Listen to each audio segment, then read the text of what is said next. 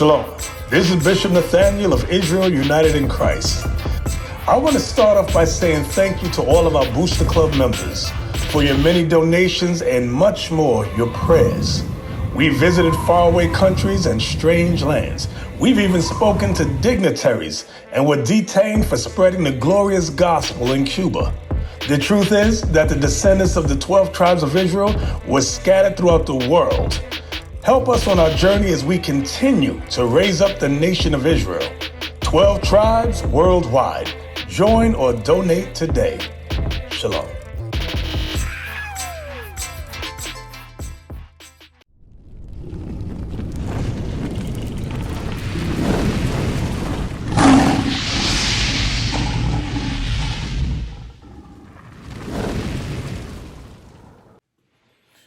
Hey, Shalom Israel, Most High in Christ, blessed Bishop Nathaniel here. You know what day it is. That's right. It's Shout Out Tuesday. It's Shout Out Tuesday.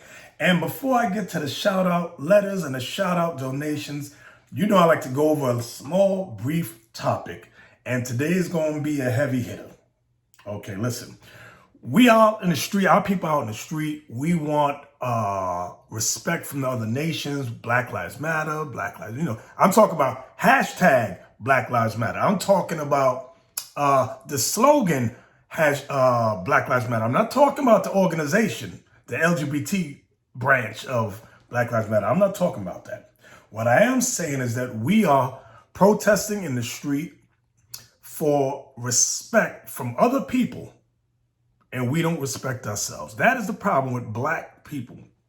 Let me tell you, there's an expression. To get respect, you must give respect. To get respect, you must give respect. Understand that thing. It might be hard for a Negro, but I'm going to try and help you today so it'll sink in. So, before we can adequately confront hatred, racism, face to face, we got to deal with our own internal hate and dysfunction in the black community. Y'all understand what I said? Did I stutter? Let me say it again. Before we can adequately confront racism and hatred from other people, we must first deal with our own internal problems of hatred and dysfunction. I hope you understand what I'm saying right there. So if you got thin skin, especially you women, if you got thin skin, this video right here is not for you. Just cut it off. Turn the video off. Go to TD Jakes. Go to Little Kirk Franklin. Go to A.R. Bernard. What's the other dude's name? Tony Evans. Did I say his name right today? Tony Evans. You could go to him, or Lecrae, or one of these Christian people. Go there if you got thin skin. This ain't the page for you. This ain't the channel for you. And it definitely ain't the video for you. So, black women want to be called queens and princesses. You know, like the Kemetic community says, oh, the black woman is the queen of the universe. The black woman is the queen of the earth. Then they go talk about, they call brothers, black men, kings and lords. Brothers want to be called kings and lords. Listen, let me tell y'all something. In order to be called queens and kings, we as a people must have what's called a ruling class mentality. That's right, I said it. We must first have a ruling class mentality according to God. According to Deuteronomy chapter 4, verse 5 and 6. Now I made it easy for you. Yes, 4, 5, and 6. So let me just read it for you. Deuteronomy chapter 4, verse 5. It reads, Behold, I have taught you statutes and judgments, even as the Lord my God commanded me, that ye should do so in the land whither ye go to possess it. This is the forefather Moses speaking to the 12 tribes of Israel, which we are. Verse 6, Keep therefore and do them, for this is your wisdom and your understanding in the sight of the nations, which shall hear all these statutes and say, Surely this great nation is a wise and understanding people. Do the nations say that about us today, or do they call us dumb niggas and spicks? That's what they call us, dumb niggas and spicks. Excuse my language. I'm sorry to be so frank. But nobody looks at the black and brown community and say, surely this is a wise and understanding people. The only way we get wisdom and understanding is coming through God's laws. That's right, his laws, his statutes, his commandments. That's what we got to do. If you don't want to do that, you go on back to the Kemetic community and see what happens with you there. You go on back to your voodoo. You go on back to your chakras and your all this other foolishness, black and brown people, and just go on back. You ain't going, prophetically, you're going to be destroyed. I'm just telling you straight. You going to be destroyed. So,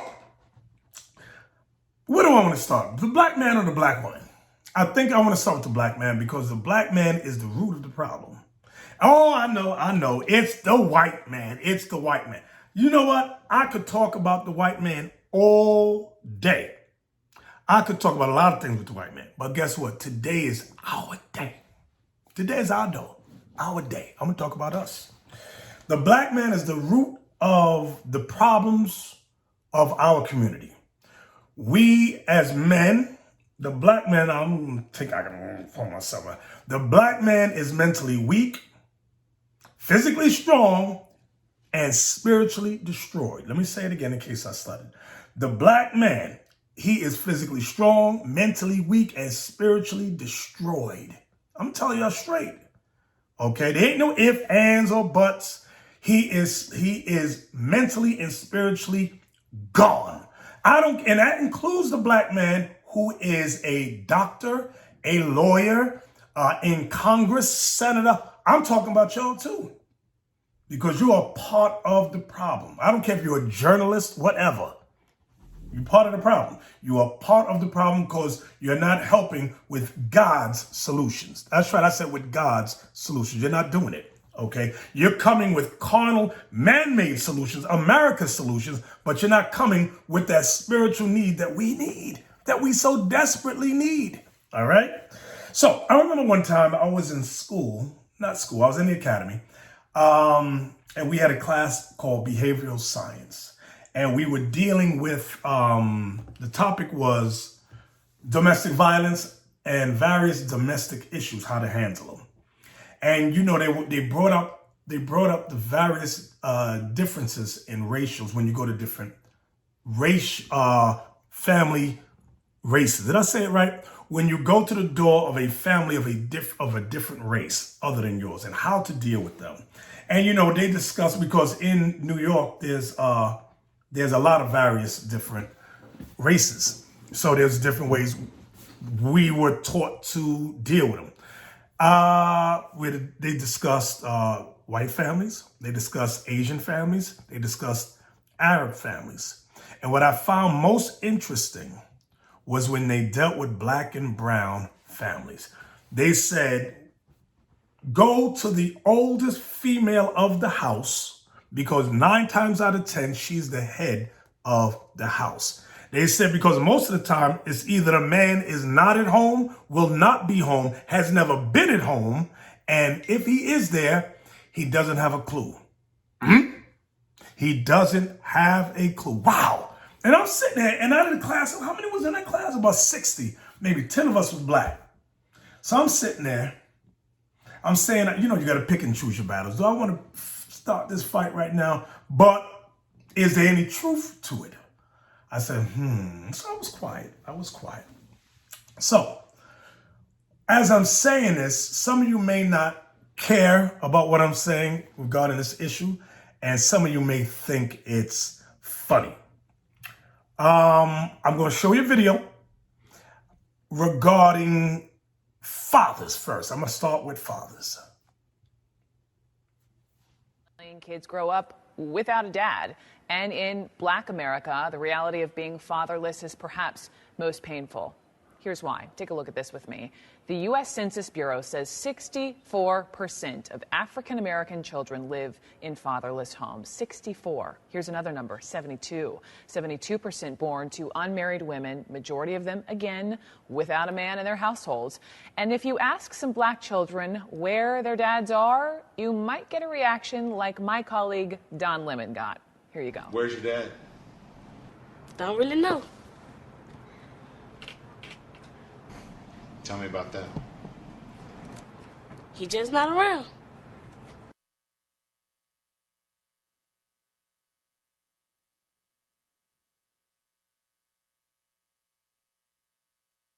I interviewed Kwesi Mfume, then the president of the NAACP. As between the presence of white racism and the absence of black fathers, I asked him, which poses the bigger threat to the black community? Without missing a beat, he said, the absence of black fathers. It was President Barack Obama who said, we all know these statistics, that children who grow up without a father are 5 times more likely to live in poverty and commit crime, 9 times more likely to drop out of school, and 20 times more likely to end up in prison. The Journal of Research on Adolescence confirms that even after controlling for varying levels of household income, kids in father-absent homes are more likely to end up in jail. And kids who never had a father in the house are the most likely to wind up behind bars. In 1960, 5% of America's children entered the world without a mother and father married to each other. By 1980, it was 18%. By 2000, it had risen to 33%, and 15 years later, the number reached 41%. For blacks, even during slavery, when marriage for slaves was illegal, black children were more likely than today to be raised by both their mother and father.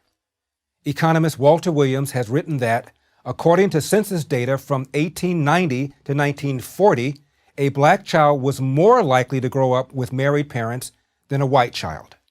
For blacks, out-of-wedlock births have gone from 25% in 1965 to 73% in 2015.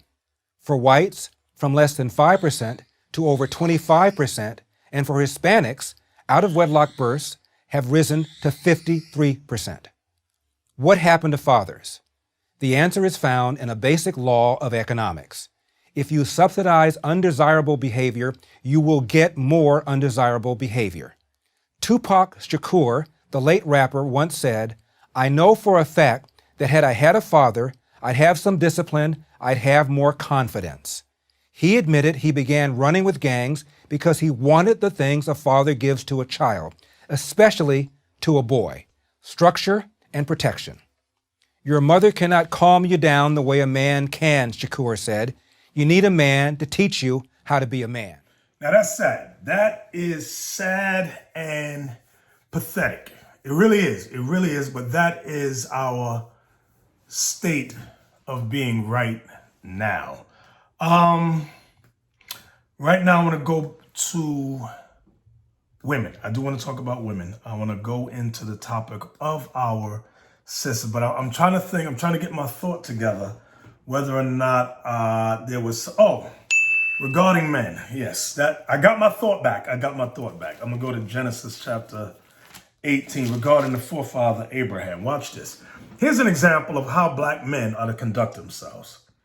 Genesis 18, verse 18. Seeing that Abraham shall surely become a great and mighty nation, and all the nations of the earth shall be blessed in him. Why? Because you have the Israelites scattered amongst the nations, and Israel will be resurrected and come from all these various nations. You can read about that in Acts chapter 3, verse 25. Verse 19. For I know him, that he will command his children and his household after him. Wait. For I know him, that he will command his children and his household after him, and they shall keep the way of the Lord to do justice and judgment. To do what? Justice and judgment, that the Lord may bring upon Abraham that which he had spoken of him. So that's just an example, a biblical example of how the black man, the black father, is to be present and conduct himself in this present world. I'm gonna go a little more in depth later on, but today, I just touched the surface. So now, you sisters, you queens of the universe, you mother earths,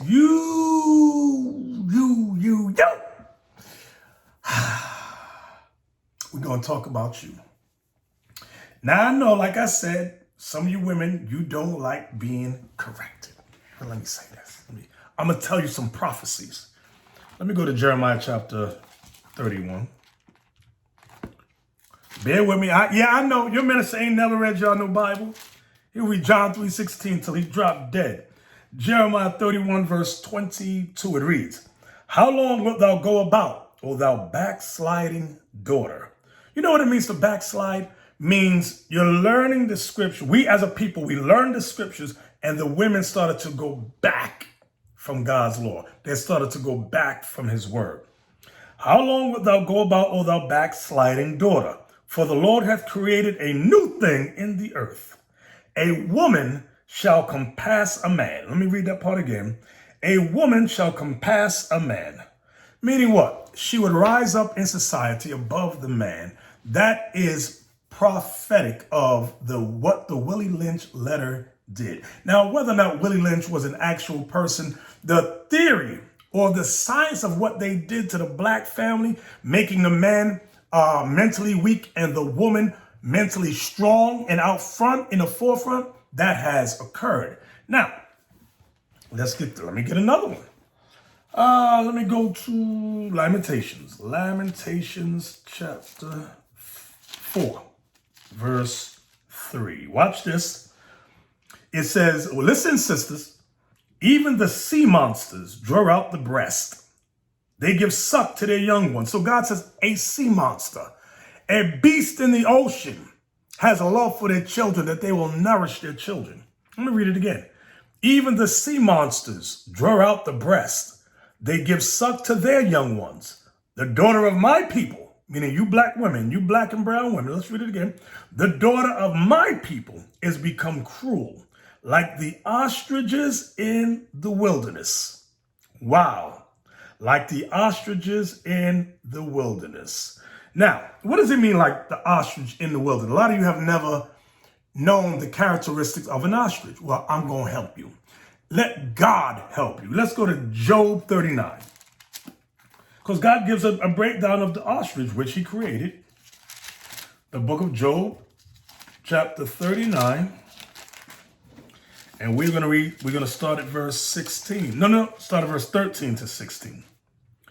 It reads, gavest thou the goodly wings unto the peacocks, or wings and feathers unto the ostrich? Remember, God compared the black woman to an ostrich. Watch this, verse 14. Which leaveth her eggs in the earth, and warmeth them in dust, and forgetteth that the foot may crush them, or that the wild beast may break them. She is hardened against her young ones, as though they were not hers. Her labor is in vain without fear, because God has deprived her of wisdom, neither hath he imparted to her understanding. So God compares the black woman, the brown woman, to the ostrich that he made. He said an ostrich is a type of an animal that will bury its eggs in the sand, in the dirt, and forget where they are, and forget and crush the eggs. Crush the eggs. God has deprived the ostrich of wisdom. Then it says about an ostrich, she is hardened against her young ones, as though they were not hers. Her labor, meaning her child laboring, her raising of them, is in vain without fear. Wow. Now, that's some cold stuff right there. That's some cold stuff. I want you to take a look at this clip right now. Okay, y'all, for real, I'm finna get the credit. They took my kids. Girl, yes, them kids was bad as fuck anyway. Fuck them kids. Veronica, for real. Fuck them kids, girl. Fuck them kids. I keep letting my shit go out. What's up, cuz? They came and got them kids. What's up, cuz? Delilah. What's up, Keith? Cuz? Dog. Francois. I don't even know if I be saying that right. But I'm fucking crying too, because they came and got them motherfuckers. It's the happiest day. About ass and pussy, my type of lie.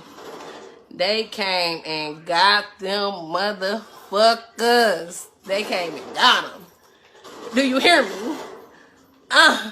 You hear me, Willie? Motherfuckers believe anything. But they came and got them, though. They came and got them. Happiest day of my life. Damn, bro, I'm in the house. I'm in the right house. I'm talking about, I should have took a picture of them motherfuckers when they was leaving out the door. I should have recorded. Flyers keep going on. I should have recorded. Yes, Marie, they really think so. So, actually, now listen though. Boy, head hoe shit all summer. Fuck them kids.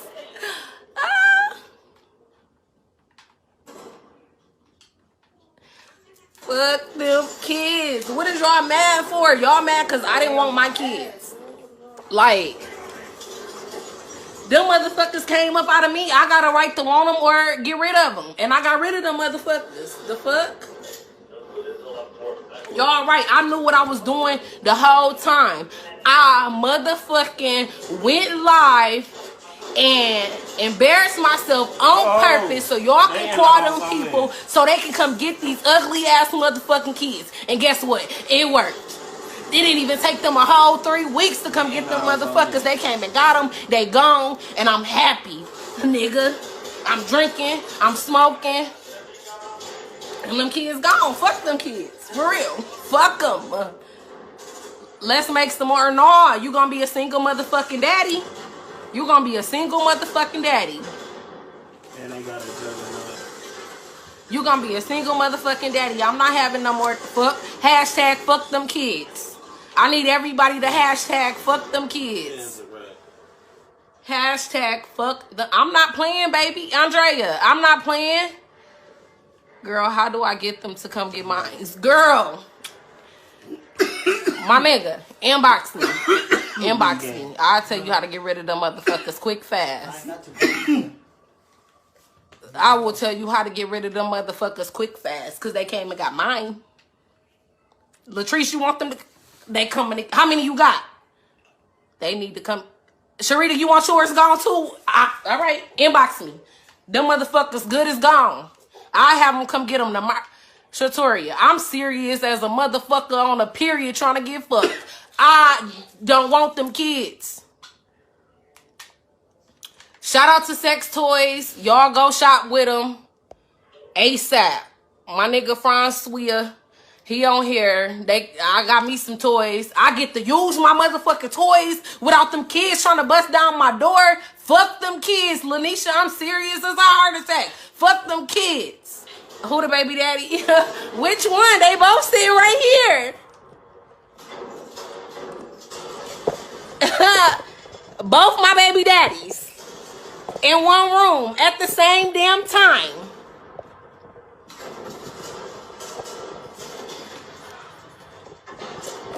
Both my baby daddies. Cause they didn't want them either. Shit. Look, we gotta... I just took out the juggernaut. That's what I'm trying to tell you about. Come on. Listen, I don't gotta try to act small. Listen, baby, cause let me tell y'all something.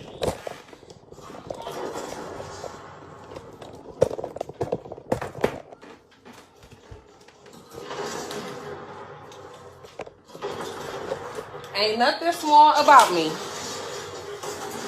I'm a big bitch with 7 motherfucking kids that the people came and got. Let me pull my Fashion Novas down.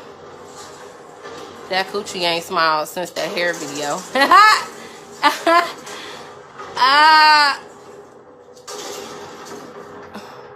Y'all don't listen. Do y'all think I care about being big? Y'all think I care about having a fupa? Shit, it's there. It's up there. It's stuck there. Shit, I like the motherfucking eat. Now, you could think the Bible is a fairy tale all you want. I'll tell you what. The Negro is a fairy tale. The Negro is a mythological creature created in the United States of America. Go figure that. I'm going to put that on the table. I want you to think about that. You chew the cud on that for a moment.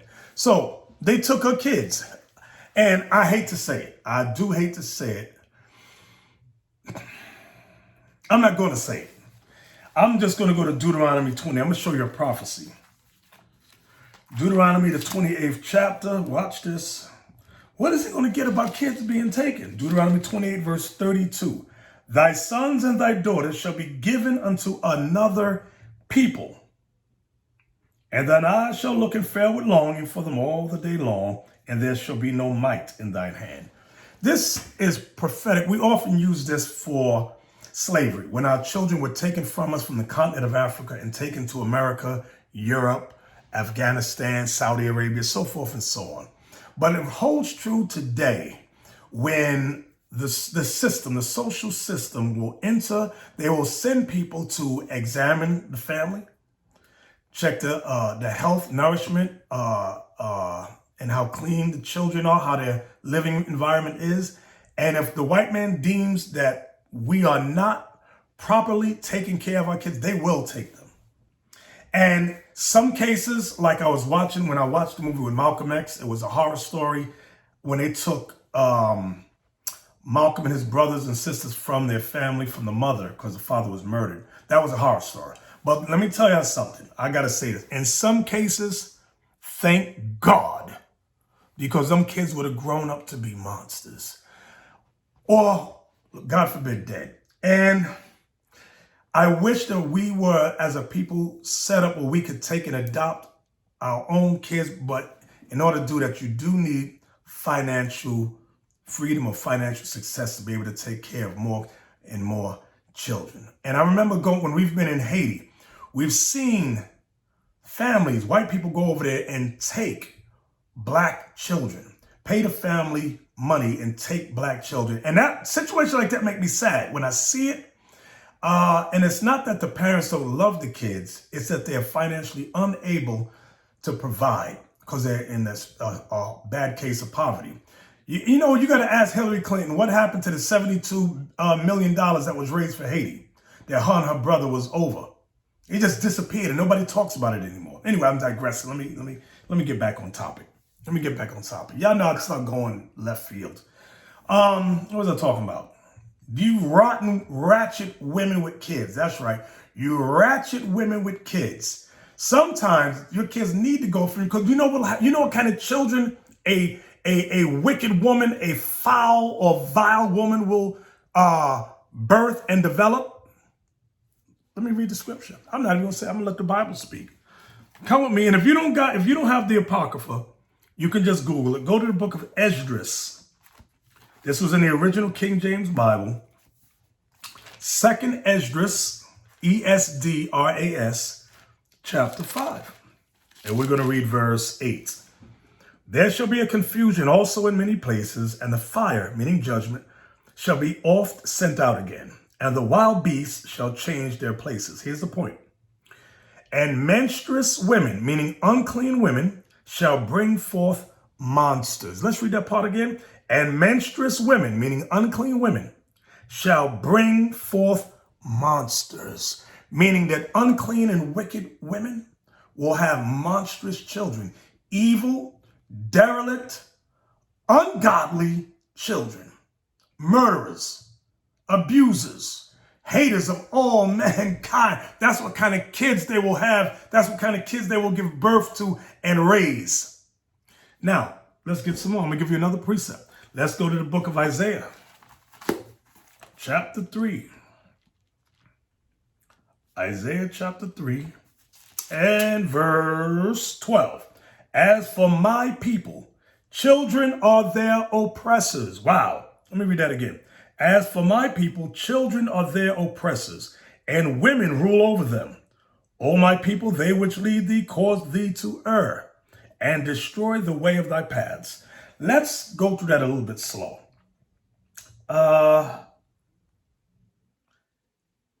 going to jump over to verse 5 so that we understand it is talking about women and kids.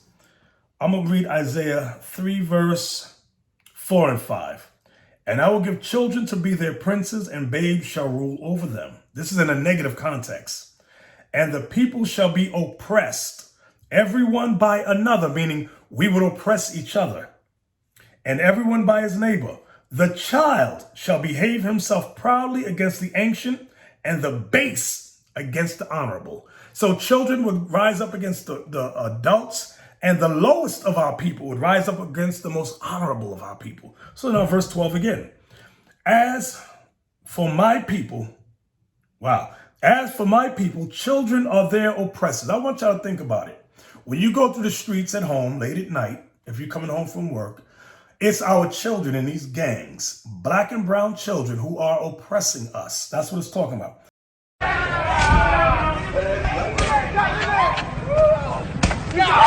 Hey, mama, give me one. Give me a lighter, B. I ain't got one.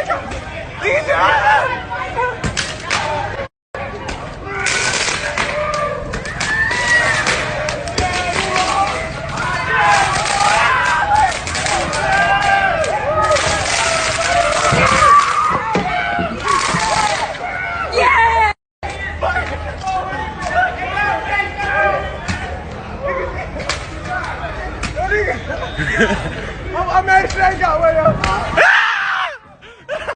As for my people, children are their oppressors, and women rule over them. Letting you know that these are women as the head of the house, women as the head of the community, women as the head of the church, as women as the head of the school system. These women who are often 9 times out of 10 single parents trying to raise young children, raise boys, raise girls, and don't have a clue. As for my people, children are their oppressors, and women rule over them. O my people, they which lead thee, cause thee to err. So God is saying, following the woman will cause us to err and destroy the way of thy path. It's going to destroy our way. Why? Because the woman is married to the government. Let me say it another way. The woman is married to the white man in a mental state of mind. That's what I'm talking about. When she has a problem, who does she call? The white man. She don't look for the black man in the community to help her out at all. Many times, because he's mentally weak, he can't help himself. He can't help nobody. So she's forced, like Willie Lynn said, to depend on the government, depend on white society, depend on the white man. But God has prophesied these things would happen that's what we just finished reading. That's what we just finished reading. So from there, I'm going to show the next video. And now this video was put together by a sister named Eloho. I don't know her, but I saw the video and it struck me. And that's what caused this whole lesson to come about. So I'm going to show you the video of these children. These are juveniles between the ages of 13 and 17. Let's take a look. Kiss him, kiss him. Give him a hug, sweetheart. He gon' kiss you back. Don't y'all be kissing all the time? Yeah. Oh, yeah. Stop bluffing on her, Mel. Kiss him. Blow him a kiss. Blow him a kiss. Give him a kiss. Blow him a kiss. Oh, he running for the... Blow him a kiss. Put it on him. Oh, what the fuck? She gone in the dark room. They putting her in the dark room. They put her in the dark room. Oh!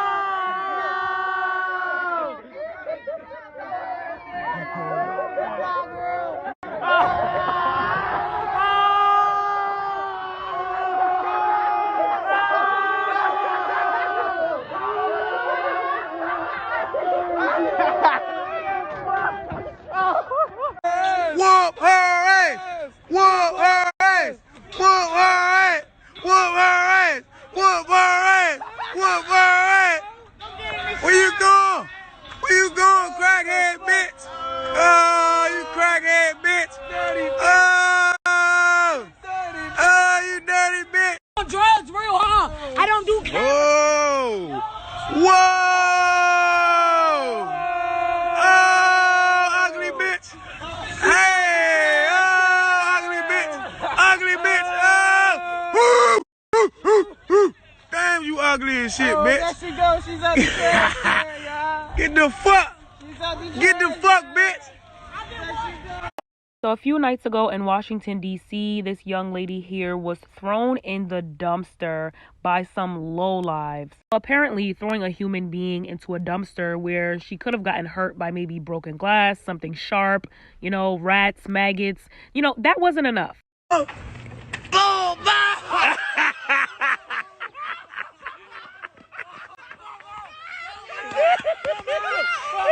So So not only did these dusty ass niggas throw this young lady in a dumpster, stalk, harass, and physically assault her, they also posted it on their social media accounts. Each and every one of them. They posted it on their social medias and said, "We trashing bitches all summer 2020. No, y'all niggas is gonna be in jail all summer 2020. And I know there's a large movement, defund the police. I need to sit down with somebody and talk about this because that might work well for black men. But who's gonna protect black women from black men and white supremacists? Who's going to do it if we don't have police? Because we are not protected. And I want you to get out of your feelings. If you are a man who is a good man, who protects his wife, his children, and any woman he comes across, thank you, my brother. You are doing what you are supposed to do as a man in the community. Okay? So you should not be offended by what I'm about to say in this video. Now, if the shoe fits, you will be offended. If the shoe fits you, maybe not you, maybe it fits your brother, maybe it fits your cousin, maybe it fits your daddy, all the niggas that you hang out with. If the shoe fits, it is what it is. Because at this point, I'm not here to protect nobody's feelings. When our lives are literally at stake every single day, whether we're in the front lines, whether we're protesting, whether we're just hanging out, minding our business. Because this is not the only video. You know, let me take my time. We're going to get through this. This is going to be a little lengthy because like I said, that's not the only instance. And the sad part is we're only seeing this because it's being recorded. Y'all dumb niggas is committing crimes against black women and recording it and laughing like it's funny or like you're sending a warning to all black women like we will beat y'all asses. Bloody. Yo, bloody. Oh. Yo. Oh, she in a freezer. Yo. Oh, she in a freezer though. Go in the freezer then. Just get in. Just get in. Keep it 100, cause I take a black life. Fuck y'all talking about. Black lives don't matter to me. Hey, what? They want me to keep it 100. What? Black lives don't matter to me. I take a black life. You hear me? That shit don't matter to me. Nah, bro. I'm tired of the game, bro. That shit jumping. Black lives don't matter to me, bro. Y'all are dumb. And some of these guys that were involved, y'all, I can't make this shit up. They literally have on Black Lives Matter shirts. And I'm going to be completely honest. Like, we already know, right? These are obviously bottom of the barrel ass niggas that's just putting on a shirt for the gram. We know Black lives don't matter to every black person. We know this. Now, when I saw that, I was shocked. Now, I've seen some stuff in my day, but throwing a young lady or any lady into a garbage can, busting up another sister upside the head with a skateboard because she don't want to go out with you, shoving another sister into an ice cream box, a freezer box. These are millennials. I know that these are you millennials out there, and it's amazing. These young men, I don't know what's wrong with you. Now, I remember showing this to some brothers, and the brothers was saying that more than likely some or one of these women was ratchet, and I believe they were all ratchet, but that's no excuse. That is no excuse. I'm gonna go to the scriptures about you young men. You young men. I'm gonna go to the book of Lamentations. Here's a prophecy about young black and brown men. I'm gonna go to Lamentations chapter 4, verse 1 and 2. How is the gold become dim? Now you may ask, what is it talking about? It's talking about gold? No, it's comparing our people, our men to gold. I'm gonna read it in its entirety so you can see the correlation. How is the gold become dim? How is the most fine gold changed? The stones of the sanctuary are poured out in the top of every street. The precious sons of Zion, comparable to fine gold, how are they esteemed as earthen pitchers, the work of the hands of the potter? So God is comparing the sons of Zion, the sons of the 12 tribes of Israel, to fine gold. And he said, how have they changed?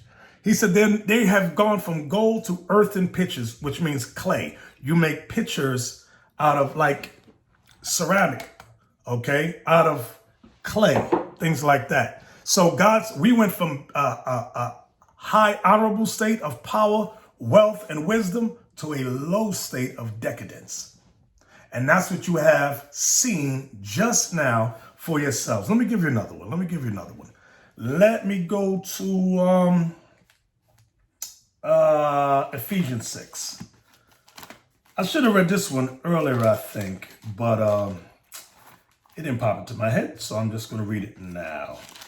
Ephesians chapter 6, verse 1. Children, obey your parents in the Lord, for this is right. Honor thy father and thy mother, which is the first commandment with promise, that it may be well with thee, and thou mayest live long on the earth. And you fathers, provoke not your children to wrath, but bring them up in the nurture and admonition of the Lord. So that was a commandment to children and parents. But as we have discussed so far, many of these children don't have fathers at home. They're absent. And that's due to many, many factors. And it could take me weeks, if not months, to go through all the different nuances regarding why there's no father at home and why these young boys grow up hating young black women. Where at one time we are their protectors and their providers. Now we are their assaulters. We are their rapers. We have hatred against the black woman. Okay, so and like I said, you can't put everything on the black woman. Neither can you put everything on the black man. We have to take responsibility ourselves. Every man must say, this is my fault. This is my error because of my sins. Just like you women, you got to say, this is due to my error, my sin. You can't just go, it's him. Because women, you hate to take responsibility for your own evil too. You do. I'm telling you straight. Okay. There are scriptures dealing with a lot of things I come across when you read the Bible about women, okay? But that's for another day, and we often have fun with it. And it's meant to, although I handle it in a humorous manner, it's meant to help raise our intellect. It's meant to help change our mental faculty, okay? Let me go to Titus chapter 3. You black men, just listen very good. Titus chapter 3. Let me find it. Here we go. Titus chapter 3, verse 1. Put them in mind to be subject to principalities and powers, to obey magistrates, to be ready to every good work, to speak evil of no man. That's going into gossip and lies and slander. To be no brawlers, but gentle, showing all meekness unto all men. Verse 3. For we ourselves, this is the Apostle Paul admitting something about himself, which goes for all of us.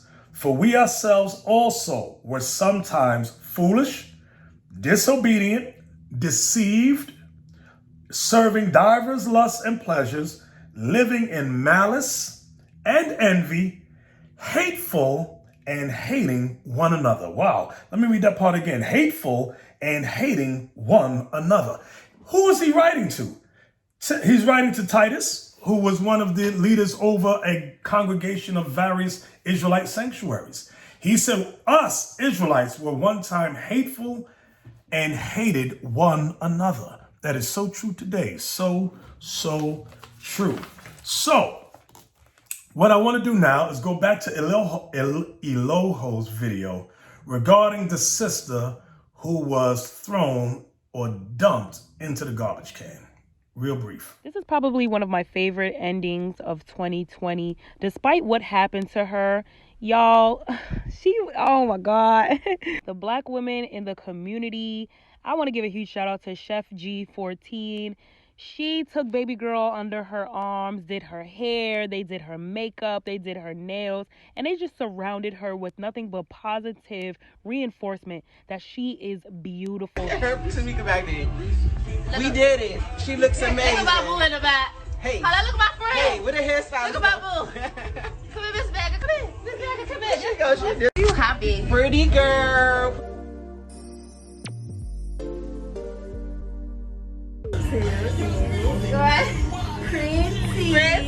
Pretty girl. Yes, you're so beautiful. So beautiful. She's a Nubian queen. She's about. Do y'all see that smile? Oh my God. I was so happy, y'all. It took me a minute to post this video. I know a lot of you guys were like, Eloho, when are you going to do a video on this? But I really was waiting. I was waiting for the light at the end of the tunnel.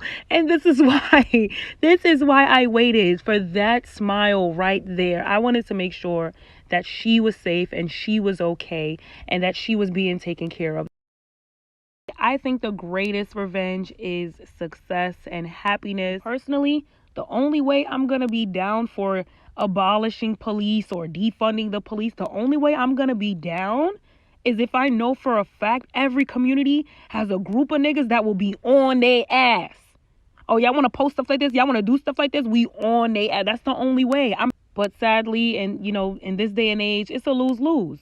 You either going to bump into a black man that says, I'll take a black life, or you're going to bump into a white racist officer that says, I don't give a fuck if you're a woman. My knee's going to be on your neck too, or I'll kill you too. No, isn't that cute? Isn't that lovely? Wow. That was wonderful. That was very wonderful. And I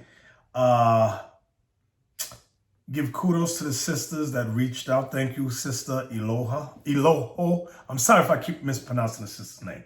But it was great. But, let me tell you something. Makeup cannot fix the problem. I know you're still focused on them evil young black boys. I know you still, but just let's move ahead now. We talked on that a little bit. Now let's talk about a lovely sister who was dumped in the garbage can, disrespected and abused, humiliated. And now sisters in the community gave her a makeover. And that's wonderful. But let me tell you something about makeup. It's just a mask. Makeup is just a mask. It hides the real problem, the internal workings, the soul, the spirit is still the same as it was before. I hope y'all can understand me. I hope you're not seeing this as I'm being a hater, a grind. No. I don't care what you look like on the outside. Makeup can change the way you can put on new clothes. It's an external fix, but it is not an internal rehabilitation of a broken spirit, a broken mind. That's all I'm saying. And I hope y'all can understand that. The problem with the young black boys is the same problem with the young black girls. No fathers at home. A mother's lack of understanding of how to properly raise a child. Okay? You saw that, for example, let me give you an example. When I was young, when I was a kid, and everybody around my age, y'all know, when you are playing in the street, when that street light cut on, you had to be where? In the house. Not on your way to the house, in the house, or you got the beats down, okay? Your mother would throw that shoe, and for some reason, some power on earth, it would come from the house, boomerang down the block, and boom, you in the head. Y'all know what I'm talking about. But that's not today. That is not today. The situation with the young lady, she was out late at night. And you may say to yourself, I know some of you sisters, she got it. I didn't be hanging out at night. She just hang out. See, I'm from a different generation. We did not hang out late at night. Let me read something else to you. Proverbs, is it 7 or 9? Let me look. You know I do these things off the fly. Proverbs 7 and 9. I'll start at verse 10. Proverbs 7 I'll start at 9. Proverbs 7 and 9. In the twilight, in the evening, in the black and dark night. And behold, there met him a woman with the attire, meaning clothing, of a harlot, and subtle of heart. She is loud and stubborn, her feet abide not in her house. Now is she without. Now in the streets, and lieth in wait at every corner. That's the mentality of these millennial women. They dress out of order. Meaning, what I mean by that, what do you mean by that? Dress out of order? What do you mean by that? What I mean by that, when I was a young man, you could look at women and tell the God-fearing woman or the Christian woman from the hoe. There was a clear distinction in the way they dressed. Not today, though. You go into these Christian churches. You can't tell the hoes from the the harlots. It's not, you can't tell the difference. Okay? They all, you know, it's funny when we were in Sierra Leone and in, where else were we? Sierra Leone and Liberia. We said, let's see if we can tell a difference between the church girls and the street girls. No, it wasn't that. It was the church girls from the Muslim girls. That was it. The Muslim women would come by the camp and they would be fully clothed. You couldn't see what their body looked like at all. And they would listen. Some of them took flyers, some of them didn't.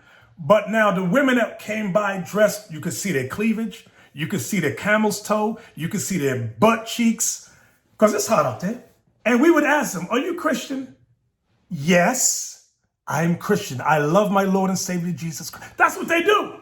You could not tell the hoes from the Christian women. They were one and the same. Okay? So, I know some of y'all mad right now, but it's okay. I love you. You're my people. You're my sisters. I love you.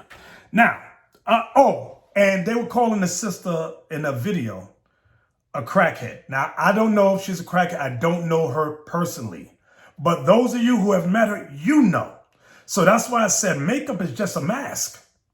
It hides the brokenness of the spirit, the brokenness of the soul. It's just a mask. And when that makeup comes off,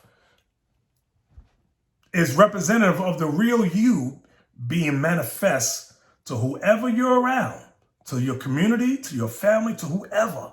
Okay?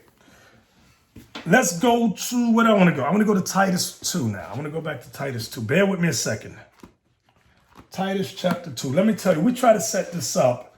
We have set this up in IUIC. IUIC, Israel United in Christ. All right. Now, this is also based upon where as a child, I never saw it myself, but I remember my parents did speak about it. And what brought it back to my mind is when I saw the movie, The 5 Heartbeats. All right, bear with me. There was something called charm school, where young women went to charm school. So while young men was learning from their fathers, and this is before I was born, while young men was either learning from their fathers or from the older brothers in the community, learning trades like how to fix a car, how to build, how to become a carpenter, things like that. The young women was with their mothers or older women in the community in something called charm school. You can see that in the movie 5 Heartbeats. Just take a look at it. And they taught the women etiquette, how to talk, how to conduct themselves, how to sit down, how to cross their legs, how to set a table, how to fix their hair, things like that. Womanly things, you know, how to take care of their hygiene. They learn that thing. So in the book of Titus, and all that comes from the Bible, a lot of you in that Kemetic communities, the Bible's an old book. No, the Bible is very relevant for today. Watch this, Titus chapter 2. I'm going to start at verse 3. Titus 2, verse 3. The aged women, likewise, that they be in behavior as becometh holiness. Meaning what? Conduct yourself as a holy woman. Meaning what? Keep the commandments. Not false accusers. Not false accusers. What does that mean? Not a gossiper. Lying on people. Not given to much wine. Don't be drunks. Teachers of good things. So women are commanded to teach. It's going to tell you who and what in the next verse. That they may teach the young women. Let's read that again. That they may teach the young women to be sober, to love their husbands. Now that's key.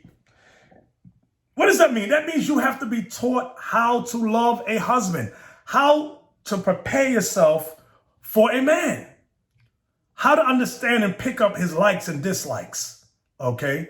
How to communicate with him. You have to be taught that thing. It don't come now. I know you black women, you like to think it come naturally. That's why a lot of you single. You got 1, 2, or 5 babies, 2 baby daddies or whatever. You've not been taught by the older women. Verse 4 again, that they may teach the young women to be sober, to love their husbands, to love their children. That's another thing, how to love you. You have to be taught how to love your children But I know right now, all you black women are saying, I love my kids. I love my kids. No, you don't. If your young boys is hanging out late at night, like we saw in the previous video, if your young boys is hanging out late at night or up late watching BET or gangster rap, you don't love, and you know about it, you don't love him. You don't love her. Watch this. Leviticus chapter, bear with me. Leviticus 19 verse 29. Watch what it says. Do not prostitute thy daughter to cause her to be a whore, lest the land fall to whoredom and the land become full of wickedness. I don't teach my daughter to become a whore. If you allow your young girls to have boyfriends, yes, you are prostituting your daughter to be a whore.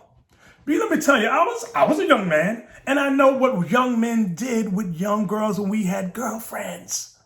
And you parents would allow it. So yes, the young boys was whores and the young girls were prostitutes. You're prostituting your daughter if she got boyfriends. Got a boyfriend. Yes, you are. I know you don't like to hear about that stuff. But back on topic. I made a statement earlier. I said regarding a young lady who was thrown in the dumpster that it was a nice gesture that they gave her a makeover. But makeup is just a mask. I'm going to say it again. Makeup is just a mask. It doesn't fix the internal workings or the spirit or the mind of the person. Let me go to Ephesians 4. The book of Ephesians, chapter 4. Bear with me. I know some of y'all mad at today's lesson, but you're going to be all right. Just hold on. Ephesians 4:22. Watch this. It reads that you put off concerning the former conversation, meaning the things you used to talk about, put them away. That you put off concerning the former conversation, the old man. The old man is a metaphor for the old person you used to be, which is corrupt according to the deceitful lusts. Watch this. Here's the point, verse 23. And be renewed in the spirit of your mind. Let me read that again. And be renewed in the spirit of your mind. You understand that? If this isn't renewed, that makeup is just what it is, a mask. The mask eventually has to come off, and the real you with the corrupt mind will be evident. Okay? So the mind must be renewed. Verse 24. And that you put on the new man, which after God is created in righteousness and true holiness. Wherefore, putting away lying, speak every man truth with his neighbor, for we are members one of another. Let me read Leviticus 19. How could I forget this one right here for these brothers that threw the young lady in the garbage can? Leviticus 19, verse 17. Thou shalt not hate thy brother in thine heart. Thou shalt in any wise rebuke thy neighbor and not suffer sin upon him. Thou shalt not avenge nor bear any grudge against the children of thy people, but thou shalt love thy neighbor as thyself. I am the Lord. So who is our neighbor? The children of our people. Who is our brother? The children of thy people. See, a lot of times in Christianity, I was taught, I don't know about you, I was taught that we associate love thy neighbor as thyself to the other nations. You apply it first to the white man, then to the Chinese, the Arabs, so forth and so on, but never one with another. Now I'm learning and have figured out, all praises to the Lord, that our neighbor that the Bible is speaking of here in this context, love your neighbor as you love yourself, is the children of your people. Wow.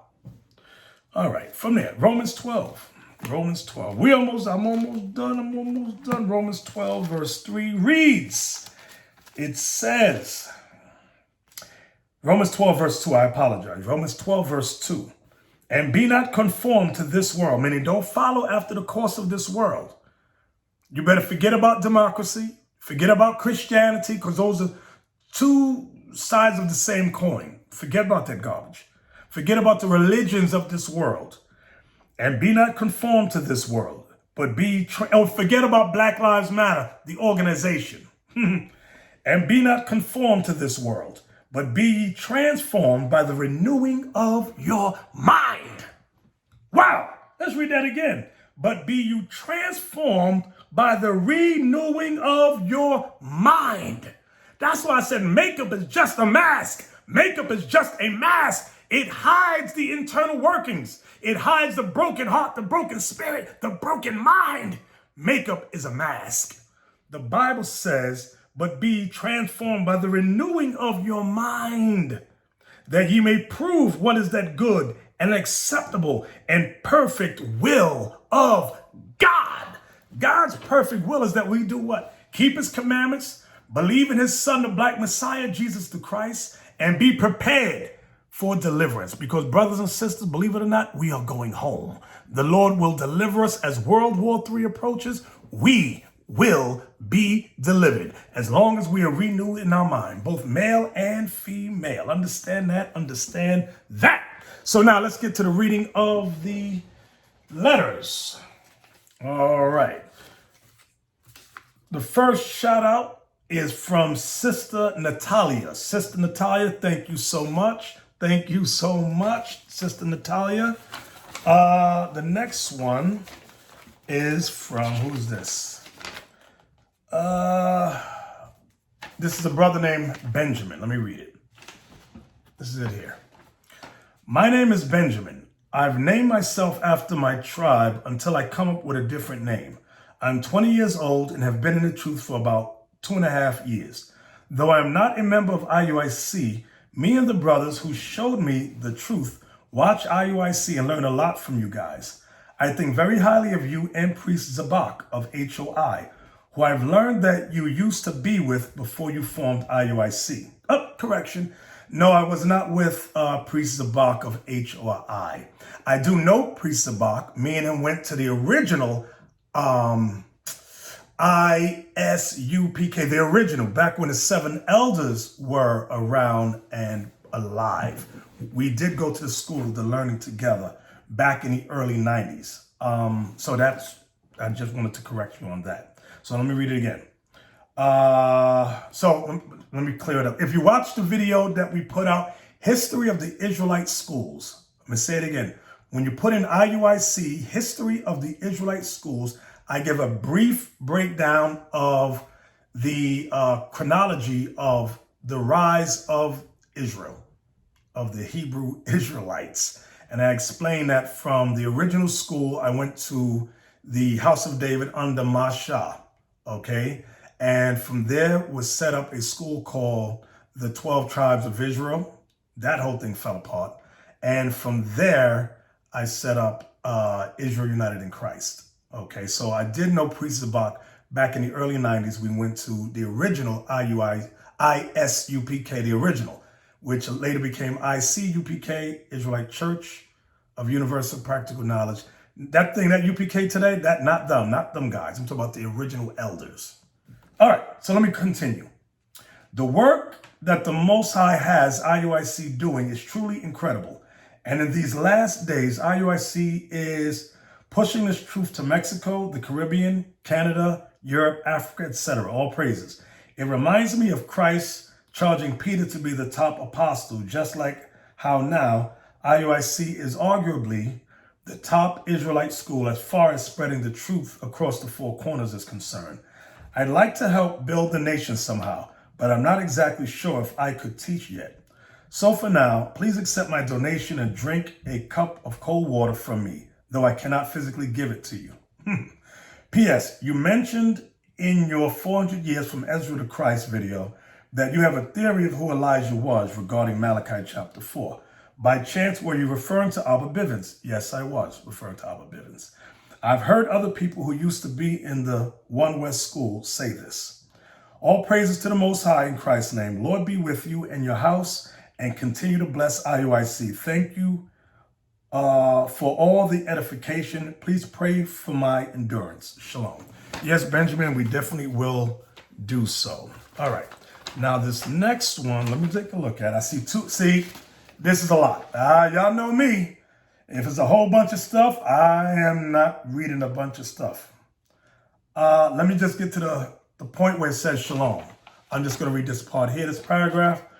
Shalom. Instead of the cross, written by your sister Tanaya Cologne Seals, June 15th, 2020. Shalom, Bishop Nathaniel. I want to give honor to you, all of the deacons, elders, and officers of IUIC. Please use this donation to go into our many destructive states here in this country, restoring souls. I wrote this above non-rhythmic poem after praying this morning. It came to mind. I wanted to share with you. Now I'll have to read that later. Later on, I'm going to read it. Please forgive me for all the multiple emails. Coming into the truth felt like a real rebirth. Now I truly understand the meaning when Yeshua, our Christ, meant about being born again. When the scale fell from my eyes, I cried for 3 days in so much pain and agony, facing the real truth, learning of the lies I've been told in the church. I have so much to share with you one day. I have such an extreme zeal.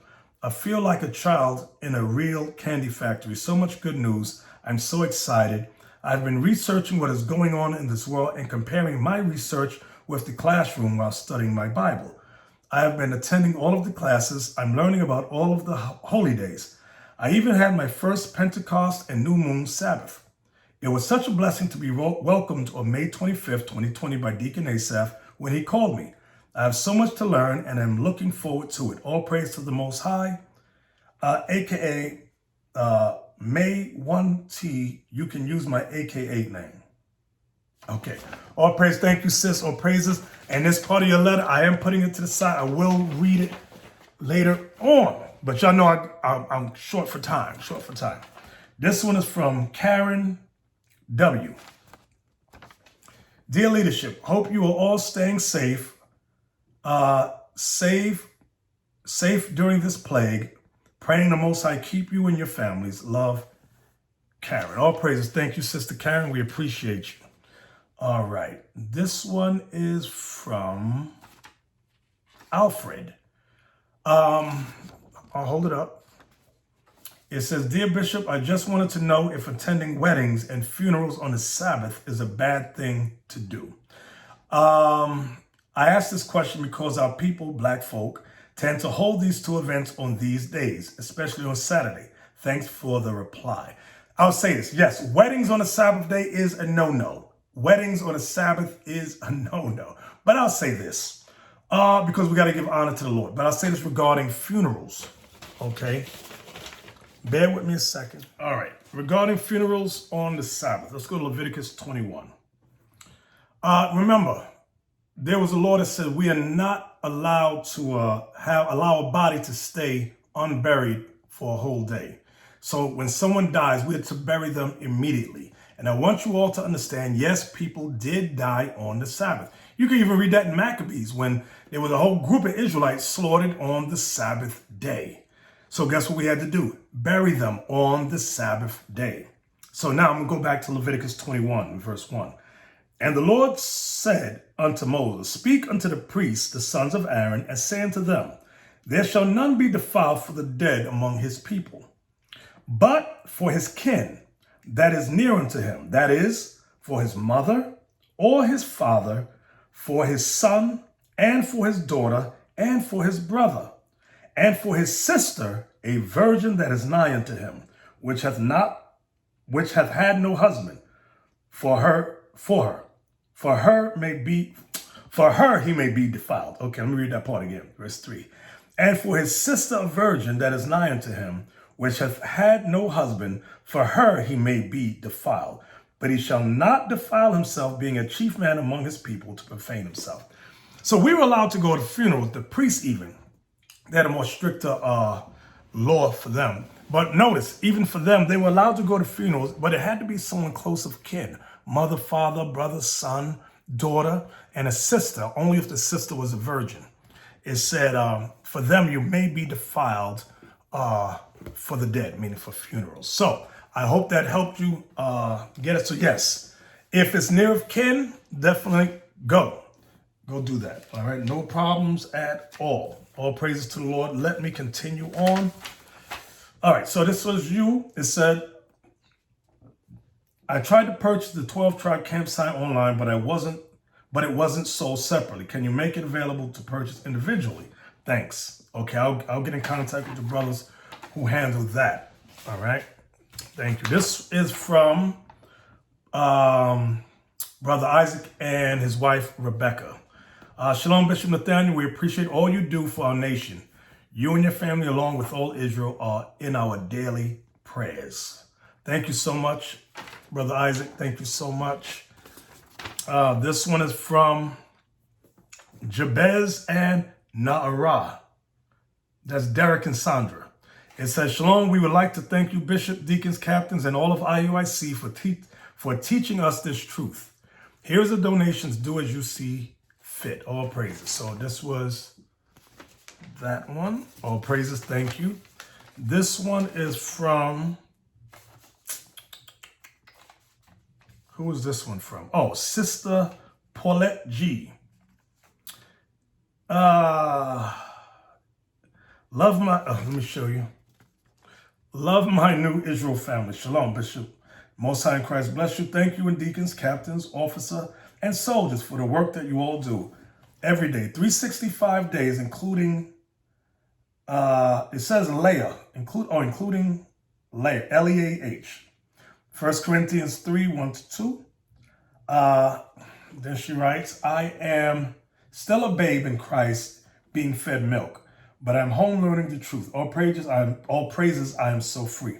All praises to daughters of Sarah. Here's my alms and donation to the Booster Club and something. Thank you. I will join the Booster Club. Most High in Christ bless you. Thank you. Thank you, Sister Paulette. All praises to the Lord. All praises.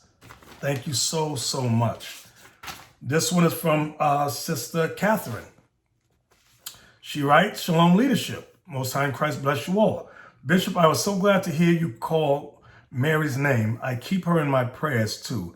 I'm not like her to not have her name called on Shout Out Tuesday. No, it's not like her. It's not like her to have her name called on Shout Out Tuesday. Please keep my family and school in prayer, Sister Catherine. Yes, Sister Catherine, definitely will do. And definitely let's keep Sister Mary Simeon in our prayers. She is struggling with a lot of health problems, All right, this one is from Audrey H. Sister Audrey H. Shalom, Bishop, Most High in Christ bless you. Thank you for all that you are doing to wake up the 12 tribes of Israel. Jamaicans need an extra kick as they love church, but they lack the basic understanding of the Bible. They also love foreigners more than they love their local brothers. So they prefer to listen to and learn from American brothers who visit the island to teach. This is shameful to say, but it is a fact. Wow. Please keep on doing the Most High's work. We will continue to pray for 12 tribes repentance. Audrey H. Thank you, Sister Audrey. Now, that's some heavy information there, that Jamaicans love foreigners more than their local brethren. And you know, J.A. Rogers wrote about that in he got Nature Knows No Color Line. He mentioned it. He also mentioned it in, I believe he mentioned it in From Superman to Man, because he himself, a scholar, was from the island of Jamaica. And he had a lot to say about our brothers in Jamaica. Wow. And a lot of it wasn't too good. But Lord's will, we will continue to be blessed in Jamaica. All right. This one is from, where's the name? Oh, she wrote at the beginning. Bless you all. Thank you for teaching and eye-opening on my life. My name is Carmen, last initial R. Carmen R. Live in Eustis, Florida. Let me show you. This is the letter here. All right. I'm from PR, Puerto Rico. Wait a minute. I skipped something. Now, live in Florida now for 4 years with my husband, Irvin. I'm from PR. He's from Guatemala, Central America. We've been together for almost 39 years. Now, it sounds like common law. Okay, marriage. I've been learning the truth for 4 years or 5 now, watching videos on YouTube and also with my son, Elijah. It's hard for me to talk to my husband about us being an Israelite in the Bible. I was going to church for 26 years, wasting my time there for nothing. But my husband don't see like me. Of course, his stepbrother is a so-called pastor. So Bishop Nathaniel, what is your advice to me, or who should I contact? Also, my advice to you is like it says in 1 Peter, the 3rd chapter. Let me get it. Is it 1 Peter 3? Y'all know I'll be messing things up. Here we go. 1 Peter chapter 3. It reads in verse 1. Likewise, you wives, be in subjection to your own husbands, that if any obey not the word, meaning your husband does not obey the word, they also may, without the word, meaning your husbands may, although they don't know the word, be won by the conversation of the wives, while they behold your chaste conversation coupled with fear. So coupled with fear means your works, your doings, the way you dress, okay, the way you carry yourself in the household, among his friends. People will see that change. He will see that change, and they will have to give honor and credit to the God of Abraham, Isaac, and Jacob as Israelites. Okay, so from there, if you want to talk to someone, you could reach out to Deacon Asaph. Call us at 718-303-9675, I think it is. Go on our website. There's phone numbers there. Go there, sis. All praises. And you could possibly get in contact with the daughters of Sarah. Okay. We also have sisters in Puerto Rico. No, you're in Florida, you said. Come to us. How about that? Can you visit our school in Florida?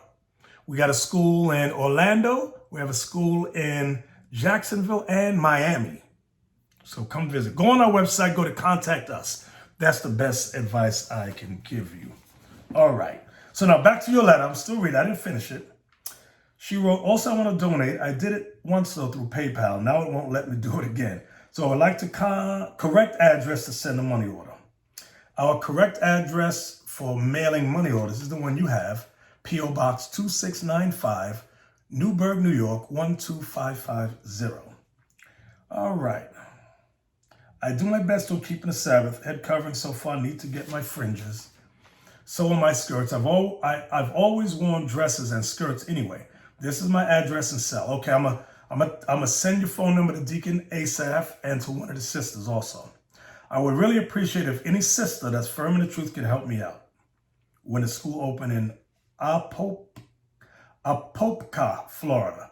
I'm like 35 minutes away. Thank you so much, Carmen Rowe to Irving. God bless you all and family. I try not to say all of your last names because there are people out there who hate Israel United in Christ. They hate Israelites, and they'll try to reach out and contact our brothers and sisters that love this truth to destroy your faith, even destroy your jobs. Now, you've seen evidence of that back in 2019 with the Elder Kanai. You saw what happened. All right, here's another one. Nice card. It reads, Shalom, Bishop, Most High Christ bless you and yours. I greet you in a spirit of exhortation and encouragement. Yes, we all need some uplifting words from time to time, and as you have given so freely to the flock, may you also receive tenfold. I leave you with Numbers chapter 6, verse 24 to 26, and hope that it is thus with thee. I have an upcoming court date on June 29th regarding my 15-year-old daughter, who I have not seen in many years. Please pray that the Lord will grant me favor, that those barriers will be torn asunder during that time. Please accept these small alms on my behalf to do with as seems best to you. Until next time, shalom. Julius Israel. Julius H. All right, let me go to that scripture you gave me. Number 6. Number 6. No, Israel's not his official last name. I just threw that in there. Numbers chapter 6. You said verse 24 to 26. All right. Oh, how could I not know that one? Lord have mercy. The Lord bless thee and keep thee. The Lord make his face shine upon thee and be gracious unto thee. The Lord lift up his countenance upon thee and give thee peace. All praises to the Lord. All praises. Thank you, Julius. Appreciate you. And yes, we're going to send up prayers for you regarding the upcoming court date. All right, this is from Sister Nava. Okay. It says, Dear Bishop, please accept this donation to help in spreading the truth and good news of our Father and his Son Christ. To the lost sheep throughout the four corners of the earth, all praises to the Most High for his grace and mercy upon all of us, and waking you up to become a mighty leader. Thanks for all you and the rest of our mighty leaders do to wake up the lost sheep, to rebuild the nation of Israel. I pray daily for wisdom, knowledge, health, and understanding for each one of our leaders. Thank you so much. Keep up the good work, Sister Nava. Our Houston camp. Thank you, Sister Nava. This was her letter to us there. Now, let's get here. I want to give a shout out to our sister Catherine. Thank you so much, Catherine. Audrey, I want to thank you, Audrey. Julius, thank you so much. Eric DM, thank you so much. JV Tujma, thank you so much. JV again, thank you. Charlie W. Jr., thank you. This one is from, you got the company name. This CEO Uprising, and the rest. And the name is in script, and I can't read it. You know who you are. All praises. I want to give a shout out to Karen W. I want to give a shout out to Alfred J.W. All praises. Thank you. I want to give a shout out to L. Mosley. Thank you so much. A shout out to Garmin and Gloria C. All praises. I want to give a shout out to Lazarus I. I want to give a shout out to Derek F. All praises. I want to give a shout out to Jennifer E. I want to give a shout out to Lori J. All praises. And thank you, Herbert C. All praises. Thank you, Michael H. All praises. Shout out to Paulette G. All praises, Paulette G. Paulette G. You all praises, Paulette. Thank you. Paulette G again. Okay, all praises. All praises. Beulah T. Thank you, Sister Beulah. Beulah again. Thank you so much. T. Hawkins. Thank you, T. Hawkins. Ernest G. All praises. All praises. Shout out to Dave and Katrina P. Shout out to Sister Nava.